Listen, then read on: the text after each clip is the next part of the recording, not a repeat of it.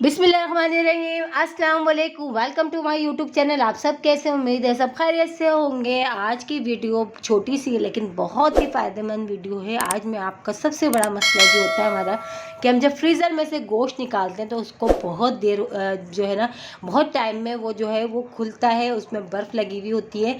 या अक्सर हमारे यहाँ मेहमान आ जाए तो हमने पकाना होता है चिकन या गोश्त जल्दी से, और वो जो है जल्दी से जो है ना नहीं खुल रहा होता, उसमें बर्फ़ अच्छी सी लगी हुई होती है। और तो उसके लिए आज मैं आपको एक इतना आसान तरीका बताऊंगी जिससे आपकी ज़िंदगी हो जाएगी आसान, कि आप जब तक जो है प्याज ब्राउन करेंगे, मसाला बनाएंगे इसका, जब तक ये जो गोश्त है ना ये फ़ौरन से जो है ना सारा निकल जाएगा। बिल्कुल जमा हुआ पत्थर की तरह गोश्त हमने लिया हुआ, देखिए डीप फ्रीज़र में हमारा हुआ था। अब हमने क्या करना है, बहुत ही आसान सी जो है ना तरकीब है। वो हमने एक बड़ा बर्तन लिया, जितना हमारा गोश्त है ना उससे बड़ा हमने बर्तन ले लेना, और उसमें हमने लिया है सादा पानी, सादा नॉर्मली जो नल का मौजूद होता है, ठीक है। अब उसमें 1 टीस्पून भर के मैंने ले लिया है नमक। नमक डालने के बाद ये जो गोश्त है हमारा फ्रीज़र हुआ हुआ, जिसमें बर्फ़ लगी हुई है बहुत सी, वो हमने अच्छा सा इसमें डिप कर दिया। बस इतना लेना है कि अच्छा सा ये डिप हो जाए इसमें, और इसको हम कवर करके छोड़ देते हैं, ठीक है।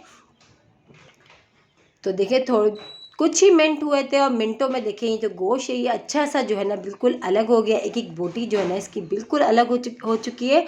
और यकीन जाने ऐसा करने से गोश्त भी ऐसा बिल्कुल फ्रेश हो जाता है, जैसे आप अभी ख़रीद के ला रहे हो, बिल्कुल इसी तरह का हो जाता है। तो ये देखें सब जो है ना गोश्त बिल्कुल अच्छा सा निकल चुका है, ये सारा में पानी में से भी निकाल कर देखिए, रंगत देखें माशाल्लाह इसकी कैसी बरकरार है।